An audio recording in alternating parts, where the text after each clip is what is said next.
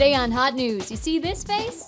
Now here's my serious news face. I've got some important information about a deadly disease that's hitting college students especially hard. When you're shopping for a used car, the price isn't the only number that's important. I'll have the story. Is it hot in here, or is it just greenhouse gases collecting in the atmosphere? We'll take a look at what you're doing to fight global warming. We'll show you the luckiest man in Japan. Got away with words? How about you prove it in our Game of the Week? Welcome, Hot News Hounds. Now sit, stay, and enjoy a new episode starting right now. There's a deadly disease you need to know about, bacterial meningitis. It's rare, but college students are at particular risk. You can get it by sharing food, drinks, or cigarettes, so don't do those things. And if you or someone you know has a fever, severe headache, stiff neck or neck pain, nausea and vomiting, or a rash, contact your college health service right away.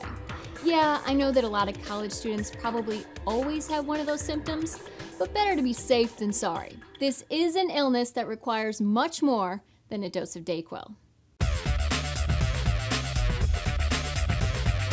Here's a trivia question just for you. Which of these unusual college courses is really offered at San Jose State in California? Is it A, Celebutants, how today's young celebrities are affecting IQs? B, Salsa, a study of the spicy condiment? C, The Simpsons as social science? Or D, the science of texting? Which class is really worth credits? It's C, The Simpsons as social science. The professor says pop culture can help students relate to broader social issues. Who knew studying Bart and Homer could make you smarter? Excellent.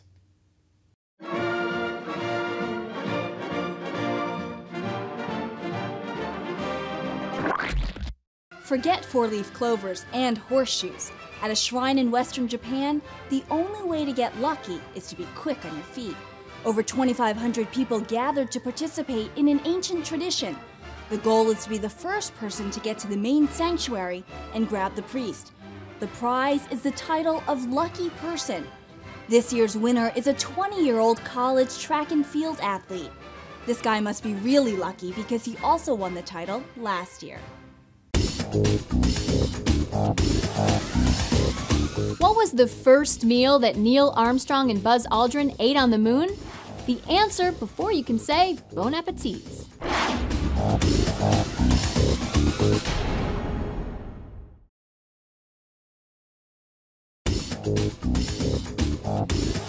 So what was the first moon meal for Neil Armstrong and Buzz Aldrin? No, it wasn't moon pies. It was roasted turkey. That's one small bird for man and one giant, well, whatever, for mankind.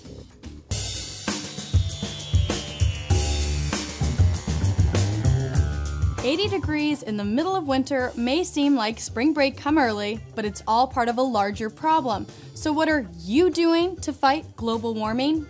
I recycle. I do the usual stuff on turning off my water and making sure my lights are off when I'm not in the room, making sure my computer's off when I'm not in the room. We have the paper bin, and in our dorm we have like 6 different garbage cans which are actually filled already, so we are really big on recycling.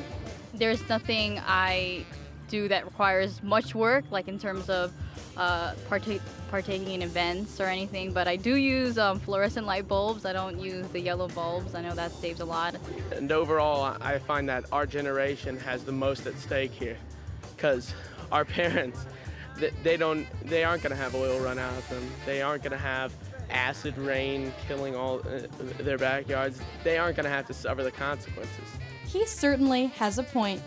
If you want to learn more about global warming and what you can do to reduce your impact on the environment, log on to EPA.gov.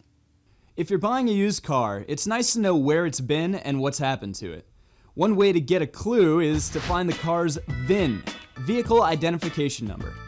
Check for it near one of the driver's side door jambs or on the dashboard. Then you can go to a site like CarFax.com or VehicleIdentificationNumbers.com. They won't be able to tell you what that weird smell in the backseat is, but you can get info on ownership changes, crashes, repairs, and thefts. You might find out that that great deal isn't one. If only boyfriends came with VIN numbers. Anyway, here's a true story. As a boy, Stephen Colbert wanted to become a marine biologist, but he needed surgery to repair an eardrum, which left him unable to ever scuba dive. It's sad, but little Stephen had to give up his dream.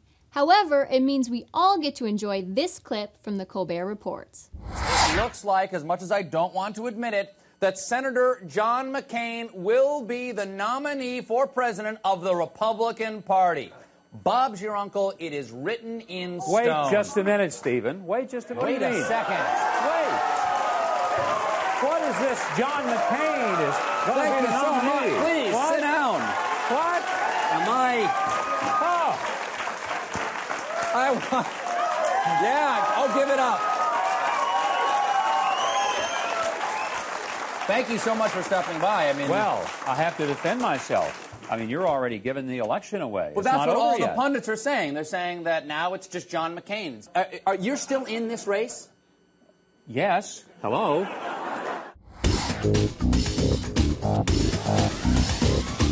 I'm going to help someone find the job of their dreams.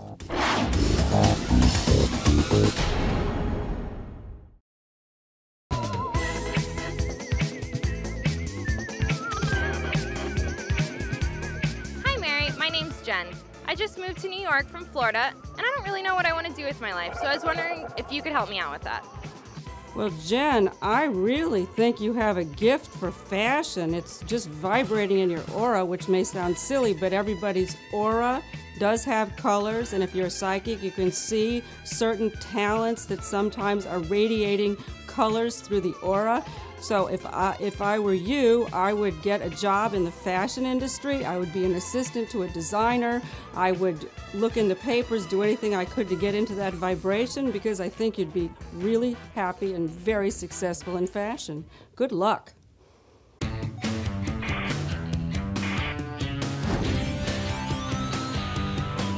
Are you sick of your little sister destroying you at Scrabble? Text Twist might just be the perfect way to improve. The game offers you 6 letters. You then have 2 minutes to type in every possible word that can be spelled with them. If you can figure out how to use all 6 in a single word, you'll advance to the next level.